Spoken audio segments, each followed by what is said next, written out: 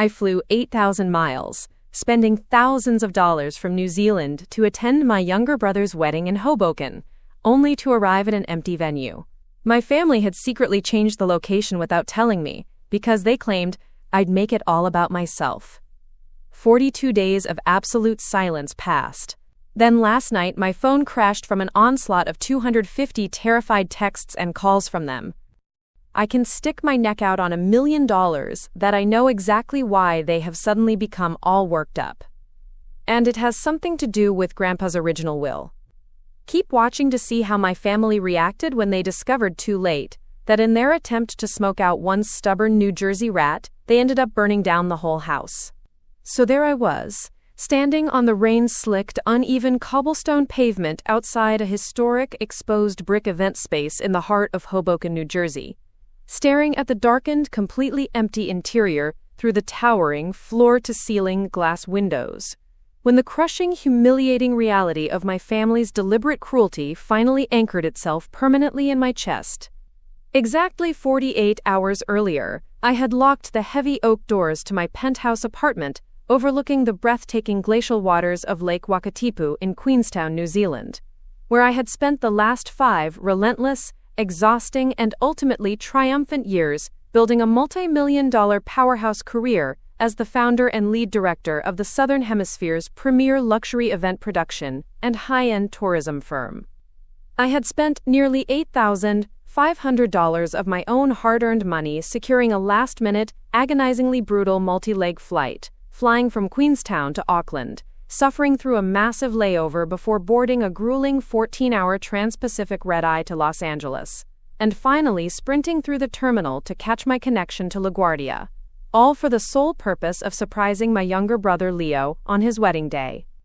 I had received the glossy, elegantly embossed digital invitation months ago, detailing a sophisticated, intimate evening ceremony and reception at this exact Hoboken venue, and because I loved my brother deeply despite the vast geographical and emotional distance that had always separated me from the toxic, image-obsessed, fiercely competitive echo chamber of my extended family, I had moved literal mountains to be there. I had rescheduled high-profile corporate clients, handed over the reins of a massive tech summit to my junior partners, and endured 30 continuous hours of recycled cabin air and cramped seating just to show up for him. I had stepped out of my premium rideshare vehicle wearing a custom-tailored midnight blue silk suit that I had commissioned specifically for this occasion, holding a beautifully wrapped, velvet-lined box containing the keys to a complimentary, all-expenses-paid luxury honeymoon I had personally curated for Leo and his new bride. A 2-week excursion through the Southern Alps featuring private helicopter tours, 5-star alpine lodge accommodations, and exclusive vineyard tastings, completely fully funded by my own accounts. My heart had been hammering against my ribs with the genuine, naive anticipation of a joyful family reunion, a desperate hope that for one night the petty grievances and deep-seated jealousies of my childhood could be set aside to celebrate new love. But as I cupped my cold hands against the damp glass of the venue, peering into a dark, vacant room that held absolutely no chairs, no floral arrangements, no bustling caterers, and most devastatingly, no family members, a profound and terrifying silence wrapped around me, broken only by the sound of the freezing October rain hitting the pavement. I pulled out my phone, assuming there had been a catastrophic last-minute emergency, a power outage, or a sudden venue change due to unforeseen circumstances, and dialed Leo's number, only to be sent immediately to a generic, automated voicemail after a single ring. Panic beginning to flutter in my throat, I dialed my mother, my father, my older sister, and 2 of my aunts. Every single call rang exactly once before clicking over to an automated machine, a synchronized digital blockade that made it entirely and horrifyingly clear that my numbers had been preemptively muted or blocked by the entire familial collective. Standing entirely alone in the drizzling coastal rain, shivering in my silk suit, I opened Instagram, navigating with trembling fingers to the profile of my new sister-in-law's overly vocal, fiercely attention-seeking best friend, a woman named Brittany, whose desperate need for social media validation I knew I could entirely rely on in a moment like this. The screen violently illuminated the damp, dark street around me as her stories loaded, revealing a sequence of brilliantly lit, professionally filtered, high-definition videos of my entire family dancing, laughing, and clinking crystal champagne flutes under a massive, opulent floral archway woven with white roses and eucalyptus. The geotag on the video did not say Hoboken, New Jersey. It proudly displayed the location of a sprawling, ultra-exclusive private estate nestled deep in the Hudson Valley, a minimum of a 3-hour drive north from where I was currently standing in the freezing rain. As I watched a video snippet of my mother joyfully adjusting Leo's boutonniere, dabbing fake tears from her eyes while my aunts cheered in the background, a notification suddenly popped up at the top of my phone screen from an anonymous iCloud email address. It contained a single, devastating screenshot of my family's massive group chat, appropriately titled, "The Real Family," presumably leaked by a younger cousin who finally possessed a shred of moral discomfort regarding the sheer scale of this betrayal. The message, written by my Aunt Carol, the undisputed venomous matriarch of our family's relentless toxic gossip mill, read in glaring blue text, "Don't tell her the new address. She's been in NZ so long she'll just try to make the whole day about her. Grand returned. Let's have one day that's just about us. She's just gonna brag about her big New Zealand life and her fancy business and make us look like small-town losers. Let's keep it intimate. Leo deserves the spotlight." Beneath that staggering display of insecurity, my own mother had replied with a simple, validating heart emoji, followed by a text from my father also in support. And finally, the absolute death blow, a text from my brother, the groom himself, reading, "Agreed. It's just easier this way. If she really cares, she can just send a gift from the airport and go back to her sheep." I stood there on the desolate sidewalk, the cold rain steadily soaking into the shoulders of my expensive suit, completely absorbing the absolute unvarnished truth that my family had not simply forgotten me, nor had there been a logistical error. They had actively, maliciously, and painstakingly conspired to exile me from my only brother's wedding. They had allowed me to fly 8,000 miles across the globe, spend thousands of dollars of my own money, and arrive at a meticulously planned decoy location simply because their own profound, deeply ingrained insecurities could not handle the presence of a woman who had dared to break free and build a successful life outside the claustrophobic boundaries of their mediocre, suburban existence. I did not scream into the empty street, I did not drop to my knees in dramatic, cinematic despair, and I did not march to a rental car agency to drive 3 hours upstate to crash a party where I was explicitly, entirely unwanted, because my cutthroat career in high-end business has taught me one fundamental, unbreakable rule. You never, ever force your way into a room that has intentionally locked you out. Instead, you quietly, methodically ensure that you own the entire building. I turned my back on the darkened Hoboken venue, walked to the nearest municipal trash can on the corner of the wet street, and dropped the beautifully wrapped velvet-lined box containing the $30,000 luxury honeymoon itinerary directly into the garbage, watching the rain immediately begin to warp the expensive wrapping paper before I continued walking 3 blocks through the downpour until I found a brightly lit, entirely unremarkable local New Jersey diner. I slid into a cracked red vinyl booth that smelled faintly of bleach and old frying oil, ordered a black coffee and a standard, greasy cheeseburger from an exhausted waitress who took one look at my soaking wet, custom-tailored suit and wisely decided not to ask any questions. I sat in that neon-lit diner for 2 solid hours, methodically chewing food I couldn't taste and drinking scalding coffee that burned the back of my throat, systematically and silently processing the profound, suffocating grief of losing a family that was still entirely alive, while my phone remained completely and utterly silent on the formica table, untouched by a single message of apology, explanation, or even basic human concern from the people celebrating 3 hours north in the Hudson Valley. But while my parents, my aunts, and my newly married brother were busy toasting to their successful deception, arrogantly patting themselves on the back for protecting their fragile egos from my supposed bragging, they were completely, blissfully oblivious to the fact that I was not the only member of the family who absolutely despised their superficiality, nor was I the only one who had known about their pathetic, spiteful little scheme. I paid my tab, tipped the weary waitress a $100 bill, stepped back out into the freezing night, hailed another premium rideshare, and directed the driver, not to LaGuardia International Airport, but to a high-end, heavily guarded assisted living facility, located 45 minutes away in the affluent, quiet suburbs of Bergen County. the permanent residence of my 90-year-old grandfather, Arthur. Grandpa Arthur was the undisputed patriarch of our bloodline, a brilliant, ruthless, self-made industrialist who had accumulated the massive, sprawling generational wealth that my parents, aunts, and uncles had spent their entire adult lives desperately waiting to inherit, entirely unbothered by the fact that they had never worked a genuinely hard day in their privileged lives. He had officially refused to attend Leo's wedding, citing his rapidly declining health and frail heart, but the brutal reality, which he had shared with me during our weekly 2-hour international phone calls that no one else in the family knew about, was that he found his children and grandchildren to be a collection of insufferable, greedy, entitled vultures, and he had explicitly warned me weeks ago that they were planning something deeply spiteful regarding his will. But I brushed it off as old age talk. When I walked into his sprawling private suite, my suit still damp from the rain, and my shoulders carrying the heavy, unspoken weight of the evening's ultimate betrayal, he didn't offer any empty platitudes, superficial comfort, or apologies on behalf of his deeply flawed offspring. He simply looked at me from his worn leather armchair, his sharp, faded blue eyes missing absolutely nothing of my heartbreak, and pointed a trembling, age-spotted finger toward the heavy steel biometric safe bolted into the reinforced wall of his walk-in closet.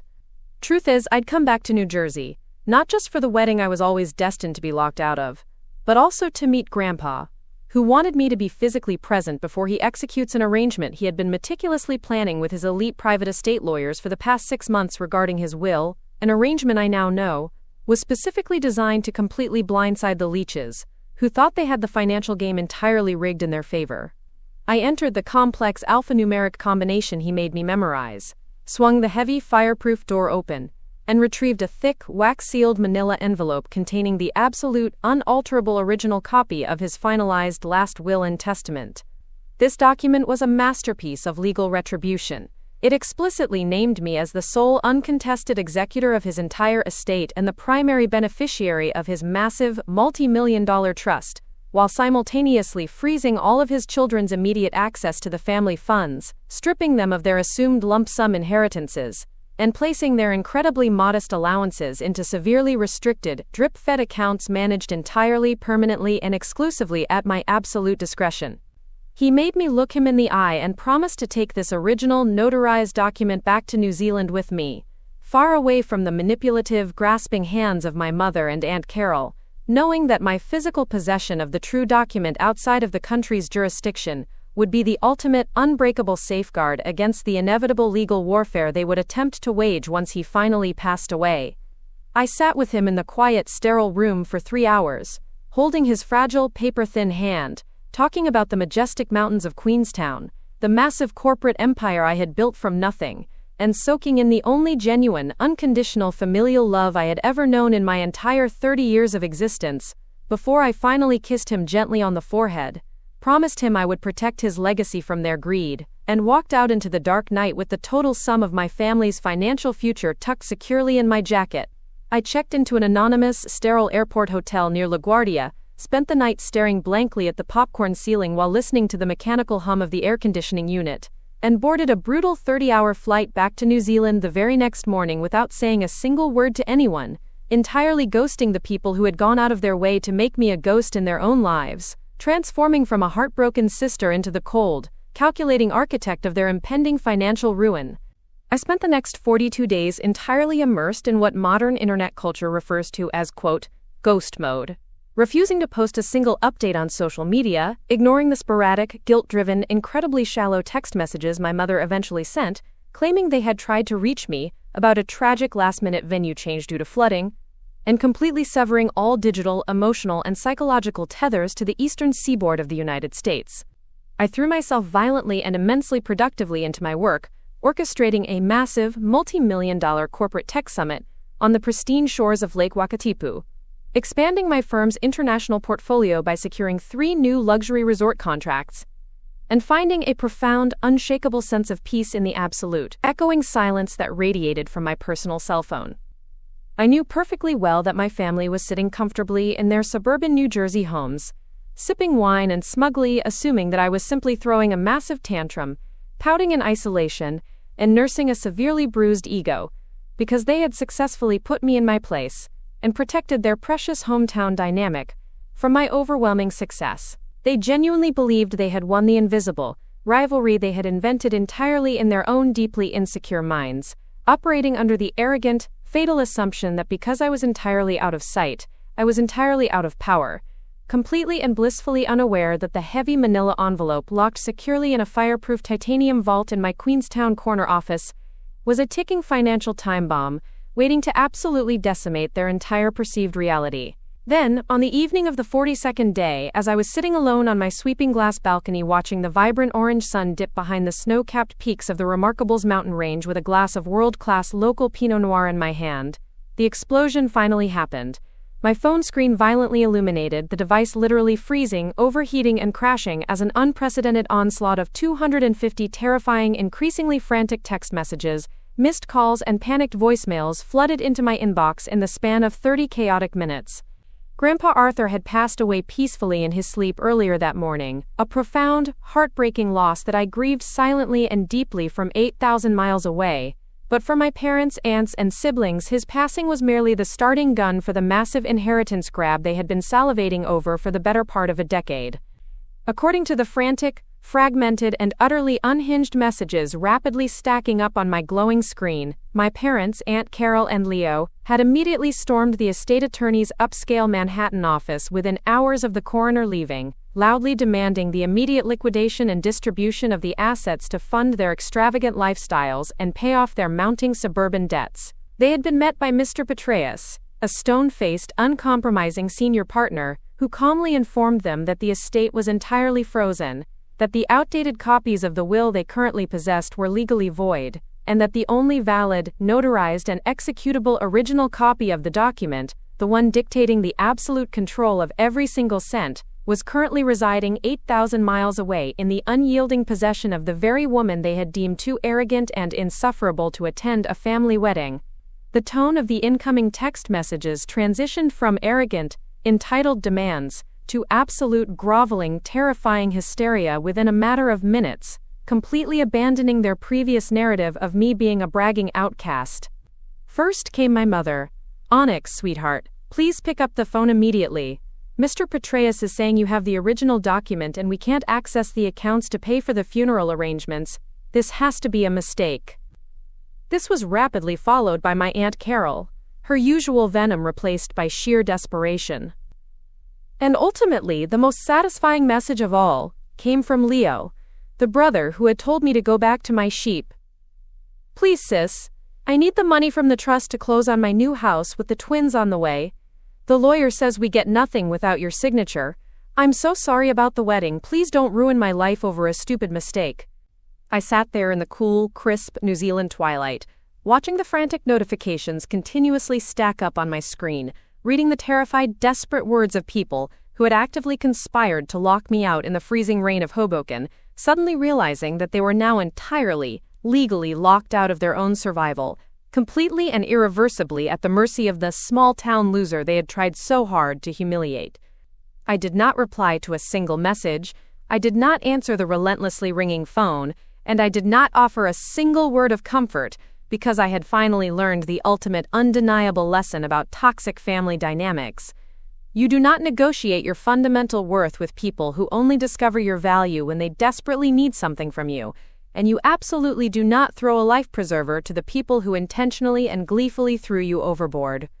I knew that the extensive legal probate process would require my eventual participation, and I fully intended to execute my grandfather's final wishes to the exact, brutally restrictive letter of the law, ensuring they received nothing more than the meager allowance he deemed them worthy of. But for tonight, and for the next several agonizing weeks, I was going to let them sit in the suffocating, terrifying panic of their own making. I took a slow, savoring sip of my expensive wine, turned my phone entirely off and looked out over the sprawling, beautiful, endlessly successful life I had built entirely with my own two hands, completely at peace with the knowledge that the absolute greatest revenge against people who try to make you feel small is not to yell, or scream, or crash their pathetic parties, but to quietly, methodically take the keys to their entire kingdom, lock the iron gates from the outside and let them slowly realize exactly whose world they are truly living in. Thanks for watching this story till the end. Did you like the ending? Or it was a letdown? Feel free to subscribe to the channel for more stories like this.